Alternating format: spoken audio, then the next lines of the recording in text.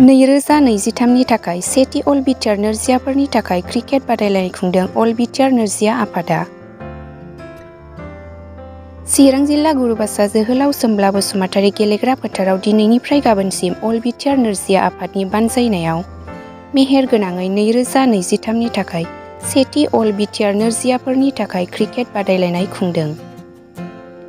बे गेलेनाय हाबाफारिखौ बेखेवनानै होदों चिरां जिल्लानि एडिसि रिंखां मुसाहारि आरो क'क्राझारनि एसएसए डिपिअ जाहांगीर हुसेना।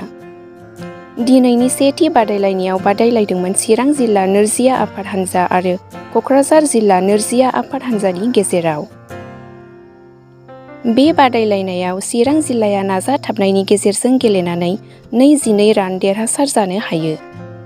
फै बिदिब्ला चिरां जिल्ला एडिसि रिंखां मुसाहारि आरो क'क्राझार जिल्लानि एसएसए डिपिअ जाहांगीर हुसेन बेजों लोगोसे अल चिरां जिल्लानि नोरजिया आफादनि मासिगिरि एबा अल बिटिआर नोरजिया आफादनि गाहाय नेहाथारि बिस्वजित गयारी बिथांमोननि फोरमायनाय राव। बियो जोंनि बिटिआरनि बियो फार्स्ट माने डिसेबल पार्सन माबानि एसोसिएशननि माने टुर्नामेन्ट बेखौहाय जोङो बे गेम गेलेनायजों लोगोसे जोङो डिसेबल पार्सनफोरखौ बेसेबां माने टेलेन्टेडफोर मानसिफोर दङ बे टेलेन्टेडफोरखौ जोङो स्टेट लेभेलाव जों लांनो हायो नामा बेनि सोमोन्दै जोङो दा बेवहाय बे क्रिकेट टुर्नामेन्टखौहाय माने खुंनाय जादों। जिहेथु माने जों बेहाय फार्स्ट टाइम जोङो खुंनायनि जाहोना जाहैबाय जोङो बेनि उनावहाय मा जागोन जोङो बिटिआरनि टिम मोनसे दा बेखौहाय सिलेक्सन खालामगोन। बेखौ सिलेक्सन खालामखांनायनि उनाव बिटिआरनि मोनसे जानानै बिनिफ्राय जोङो स्टेट लेभेलाव गेलेहैगोन। दा बेनि थाखाय बे टुर्नामेन्टखौ माने खालामनाय जादों आरो स्पेसियेलि जोंनि अल बिटिआरनि स्पर्ट्सनि प्रेसिडेन्ट जोङो लेट राना बसुमतारी बिथाङा माने रुंसारि जानानै थांबाय। दा बिथांनि नामावनो जोङो बे टुर्नामेन्टखौ माने खुंनाय जादों। जिहेथु बे टुर्नामेन्टआ माने बोसोरे जाबाय थागोन। बे इयारलि माने थांबाय थागोन टुर्नामेन्टआ, जाहाथे जोङो बे टुर्नामेन्ट खुंनायनि गेजेरजों डिसेबल पार्सनफोरखौ डेभेलप खालामनो हानायनि मोनसे माने सिन्थाधारा जों खालामनाय जादों आरो। बबे जायगायाव टिमफ्रा बाहागो लादों? अके, जोंनि टिमावहाय मा जाहैबाय माने उदालगुरि, बेनिफ्राय चिरां डिस्ट्रिक्ट, बेनिफ्राय माने क'क्राझार डिस्ट्रिक्ट, माने मोनसे टिमाल' माने सफैनो हायाखै आरो। थेवबाबो बाक्सानिया मोनसे माने क्लाब दङ आरो क्लाबनिफ्राय बेहाय माने पार्टिसिपेट माने खालामनाय फैनाय जादों आरो माने एस'सियेसननि थ्रुयै माने बाक्सानिया माने गेलेफैनाय जायाखै आरो। गोसो आलासिफोर बाहागो लादों दिनै?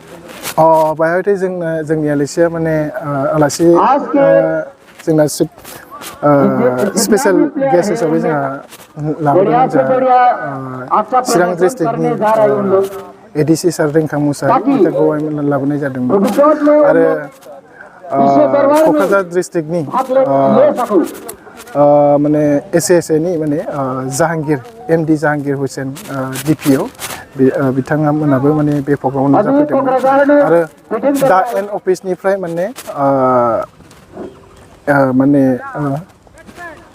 एजुकेटिभ डाइरेक्टर रन बायद' माने नुजाफैदोंमोन। दा बिथांमोननि नुजाफैनायाव जोङो माने कमिटिया जोबोद मोजां मोनदों आरो जाहाथे जोंखौ जेसेबां माने नर्मेल मानसिफोरा माने जाहाथे जोंखौहाय माने सापर्ट खालामो जेनेखि माने स्पेसियेलि बेवहाय माने गुणशंकर सार औवारिया माने स्पेसियेलि थेंक्स होनांगोन। माने बिथाङा सासे माने पिआइ फिजिकेल इन्सट्राक्सन बिथाङा बेहाय माने साख्रि मावनानै दङ स्पर्ट्स डिपार्टमेन्टआव। दा जोबोद मोजां मोनदों।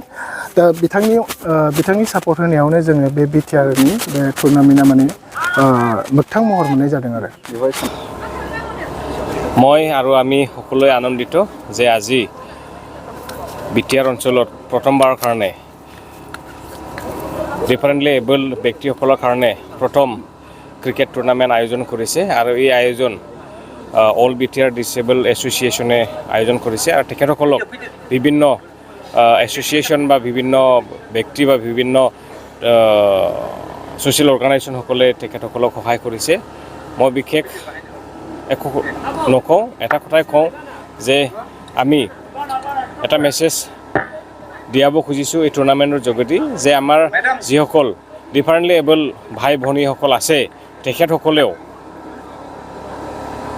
আমাৰ দৰে সকলোৰে দৰে বিভিন্ন ধৰণৰ তেখেতসকলৰ প্ৰতিভাৰ যোগেদি তেখেতসকলেও বিভিন্ন ধৰণৰ কাম, বিভিন্ন ধৰণৰ খেল ধেমালি বা বিভিন্ন ধৰণৰ দায়িত্ব তেখেতসকলে সুচাৰুৰূপে ৰূপায়ণ কৰিব পাৰে, দায়িত্ব ল'ব পাৰে। সেই বস্তুটোৱে এই টুৰ্ণামেণ্টৰ যোগেদি দেখুৱাবলৈ যত্ন কৰা হৈছে।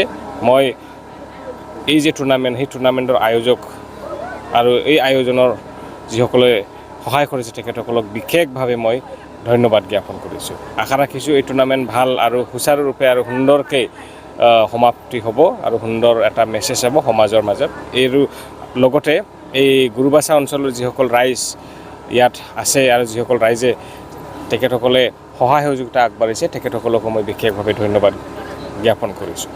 Thank you. সকলোকে ধন্যবাদ জনালোঁ যে আজিৰ এই আয়োজকে এইটো প্ৰগ্ৰাম কৰিছে। একচুৱেলি এডুকেশ্যন ডিপাৰ্টমেণ্টৰ পৰা এনেকুৱা প্ৰগ্ৰাম আমি প্ৰত্যেক বছৰে 3rd ডিচেম্বৰ ৱৰ্ল্ড ডিজেবল ডে'ৰ দিনা পাতোঁ। স্পেচিয়েলি যিটো আয়োজক কমিটিক এখেতসকলক ধন্যবাদ দিছোঁ যে ইমান ধুনীয়া প্ৰগ্ৰাম এটা পৰিছে পাৰ্চন উইথ ডিছেবিলিটিছৰ কাৰণে। এণ্টায়াৰ BTR প্ৰথম হৈছে।